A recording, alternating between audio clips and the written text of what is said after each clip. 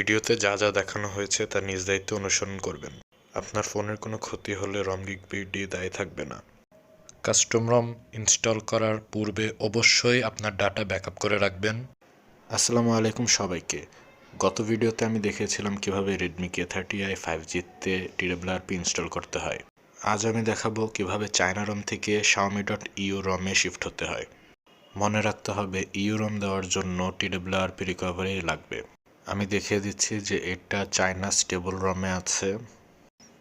এই যে আমার device Redmi K30i 5G MIUI 12.1 stable. এখন আমরা ডিভাইসটি পাওয়ার অফ করব।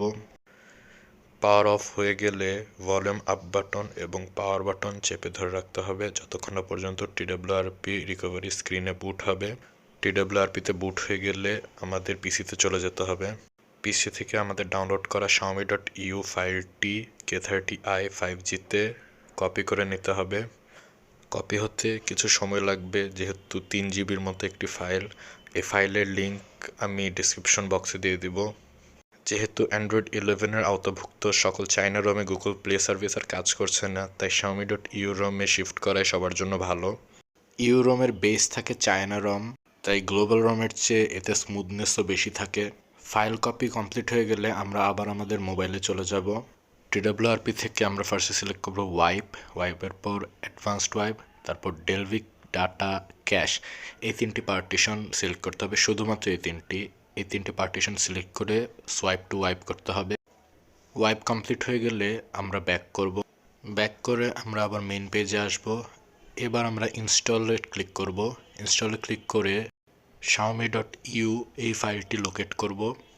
ক্লিক করব, সোয়াইপ টু কনফার্ম ফ্ল্যাশে ক্লিক করব। সো এখন ফ্ল্যাশ শুরু হয়ে যাবে। এই ফ্ল্যাশ হতে কিছু সময় লাগবে, ধৈর্য সহকারে অপেক্ষা করুন। ফ্ল্যাশ কমপ্লিট হয়ে যাবে। 1 মিনিট বা তার চেয়ে বেশি কিছুক্ষণ সময় লাগতে পারে ফ্ল্যাশ কমপ্লিট হতে। সো আমরা দেখতে পাচ্ছি ফ্ল্যাশ কমপ্লিট হয়ে গিয়েছে। এবার আমরা ব্যাক করব। ব্যাকে এসে ওয়াইপে যাব। ওয়াইপে এসে ফরম্যাট ডাটাতে ক্লিক করব। তারপর আমরা টাইপ করব YES ওকে দেব। ওকে দিলে আপনার সব ডাটা ফরম্যাট হয়ে যাবে। সো আপনার সব ডাটা আগেই ব্যাকআপ করে রাখবেন, প্রয়োজনীয় ডাটা। ফরম্যাট ডাটা কমপ্লিট হয়ে গেলে আমরা রিবুট সিস্টেম করব। এখন আমরা অপেক্ষা করব রেডমি লোগো আসার। রেডমি লোগো এসে পড়েছে। এখন 5G লোগো এসে পড়বে। 5G লোগো চলে এসেছে। এখন MIUI এর লোগো আসবে এবং আমরা অপেক্ষা করব বুট কমপ্লিট হতে। যে কোনো কাস্টম রম দেওয়ার পরে ফার্স্ট বুটে অন্তত 10 মিনিট সময় লাগবে। সো ধৈর্য সহকারে অপেক্ষা করবেন। সো আমাদের বুট হয়ে গিয়েছে। সময় স্বল্পতার কারণে আমি ভিডিওটি ক্রপ করেছি। এখন আমরা সেট আপ করব। সেট আপ করার পর এই যে আমাদের সেট আপ কমপ্লিট হয়ে গেছে। হোম স্ক্রিনে যাব। এই যে দেখুন আমাদের হোম স্ক্রিন চলে এসেছে, সুন্দর লাইভ ওয়ালপেপার। আমরা এখন সেটিংসে যাব। সেটিংসে গিয়ে মাই ডিভাইসে গিয়ে ভার্সনটা চেক করে নেব। K30i 5G Xiaomi.eu rom এ আছে।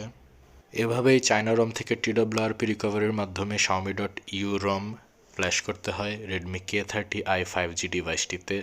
আশা করি ভিডিওটি আপনাদের উপকারে এসেছে। লাইক, শেয়ার অ্যান্ড সাবস্ক্রাইব করে পাশে থাকবেন। ধন্যবাদ।